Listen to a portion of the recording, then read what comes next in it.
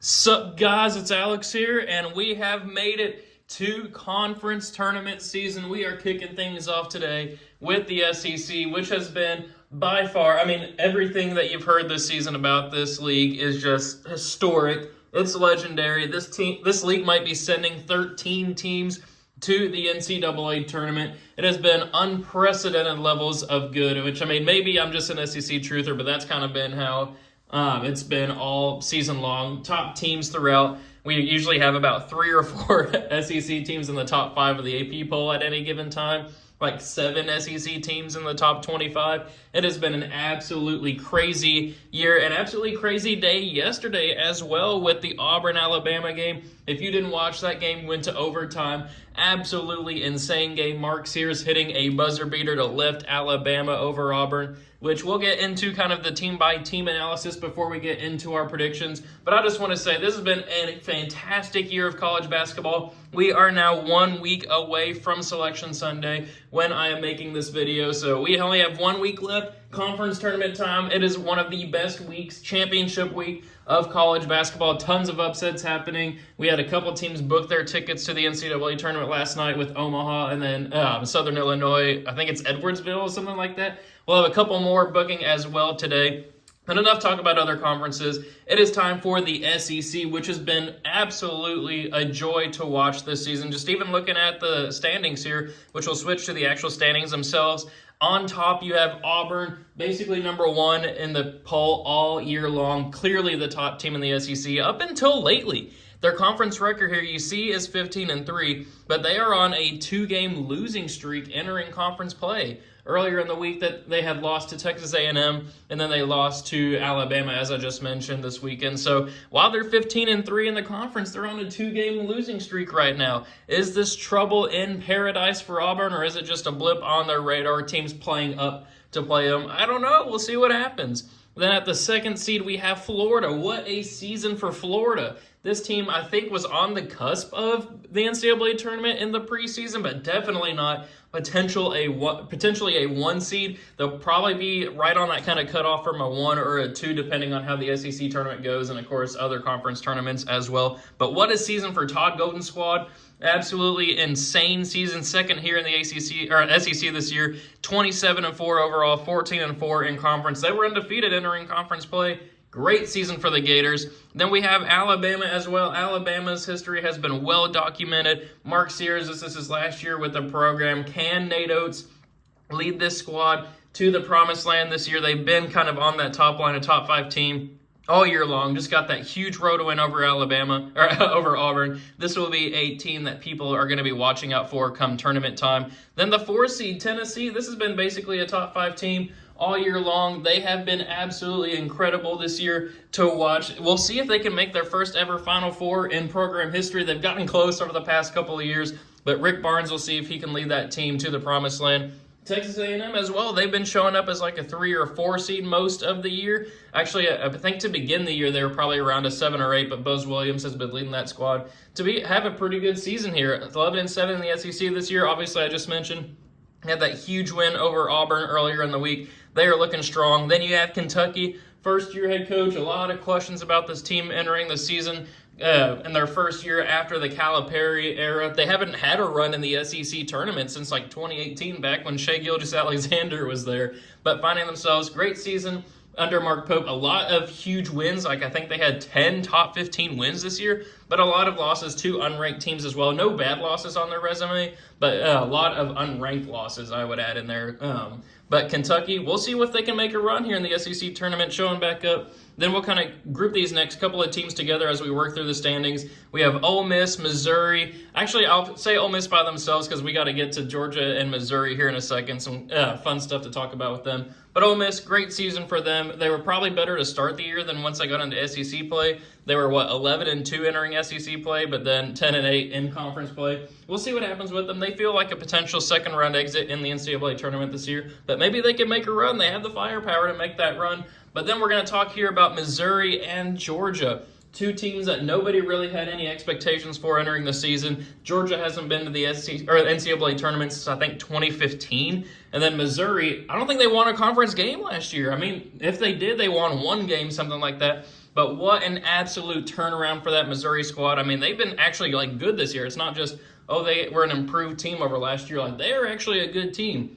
They made it up to probably about a 4 or 5 seed a couple of weeks ago. They've kind of gone on a little bit of a bad run. They've lost 3 in a row to end the season, so they'll probably be like a 6 or a 7 in the NCAA tournament. But Missouri and Georgia, fantastic stories. They should both pretty much be safe at this point, especially with Georgia's 4-game win streak to end the season. But then we'll scroll down a little bit further. We have we have Mississippi State and Vanderbilt there. Both teams should be safe. Vanderbilt's a little tenuous, but I think that Vanderbilt will probably be fine. They probably just need to not have a bad loss in the SEC tournament. Then we have Arkansas, Calipari's first year. Very up and down season for them. Of course, they had high preseason expectations per normal Calipari teams. Were very bad to start the year, out of the NCAA tournament picture. Put together some quality wins over the course of the season. They should be in the NCAA tournament now, I think, especially with that home win over Mississippi State last night. Then Oklahoma and Texas, 2 teams that, if you ask me, when the SEC tournament SEC play started, and even in January, these felt like safe bets to make the NCAA tournament. But they have been, as you can see by their 6-12 record, they have not had good seasons at all in the SEC.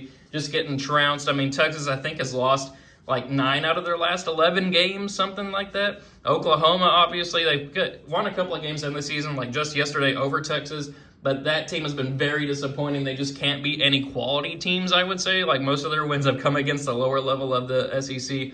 And then you have LSU and South Carolina, unfortunately, kind of being the caboose of the SEC this year at 3-15 in conference play and then 2-16 in conference play. South Carolina especially, like, I felt really bad for them. I thought they were going to be really good in the SEC this year, but it took them a while to actually get a conference win, sitting there at 2-16. Maybe next year will be better. We'll see what ends up happening. But yeah, that's kind of taking a rundown here of the SEC this year. Fantastic conference. I mean, look, everybody in this conference, other than LSU and South Carolina, has a winning record. Like, I mean, just great quality, great metrics. It's not here on this SEC landing page, but great metrics overall. And now that we're 7 minutes into the video, we'll actually make our predictions now that we've kind of set the stage for how this tournament's going to go, just based off giving some background information on the team, doing a little season in review. So at first, we'll start with the first region over here. Of course, the SEC has their double buys for the top 4 seeds, and then a single bye for the top 8 seeds, the 5 through 8s there. So we'll start off here with our first round matchups. Arkansas versus South Carolina. This is actually kind of a funny one because they just played last weekend, and we had South Carolina win by, 30 points, something like that. Like, that was absolutely insane. Or they were up by 30. I think the final score ended up being 18 or so. But in a rematch, I don't know what happened in that game. You got to go with Arkansas winning that one. I don't think South Carolina's going to pull off that upset. But then Vanderbilt and Texas here, I think this is going to be a great matchup to watch. Honestly, this is probably, Texas has to win this game. Vanderbilt, it would be nice for them to win this to kind of solidify their spot, but I think Texas is in the position to where they have to win this game. Give me the Commodores, though. I think the Commodore, actually, you know what? I'm switching it. I'm switching it on the fly. I think Johnson's going to lead Texas to victory here. He has been one of the best players in college basketball this year. He played horrible yesterday. I think he was like 0 of 14 shooting or something like that at one point, but he is much better than that. I think Texas, with their season on the line, gets the victory there. Vanderbilt will probably be a bubble team, maybe a first 4 matchup there, but they should be safe for the tournament. Give me Texas there, pulling off the slight 13-12 upset.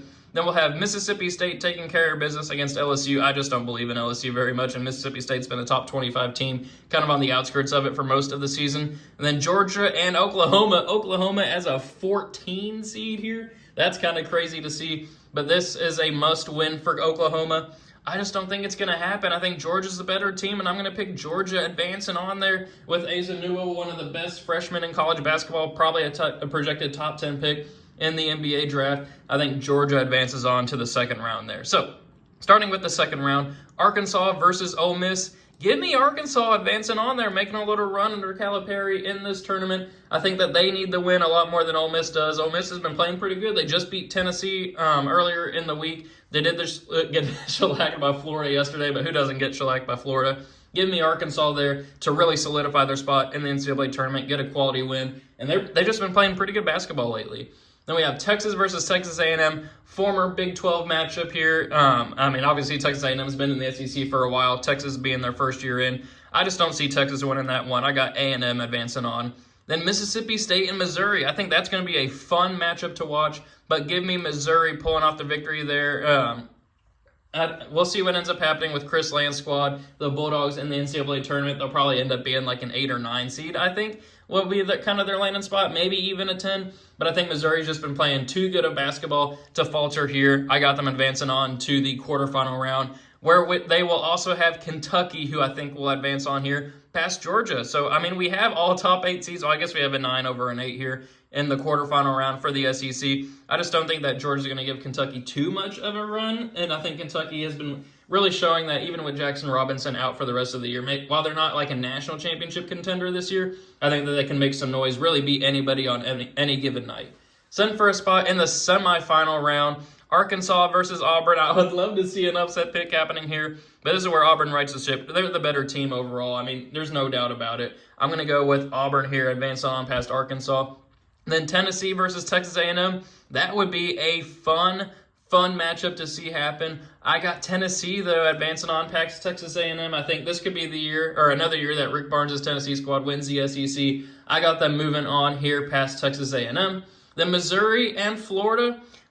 I mean, maybe I'm an idiot, but Missouri went on the road and beat Florida earlier in the season. I think Missouri can make a run in the SEC tournament here and make the semifinal round, knocking off 2-seed Florida. That is not a knock against Florida at all. They are a deserved 2-seed in the SEC, probably a deserved 2-seed in the actual NCAA tournament if they don't end up being a 1-seed.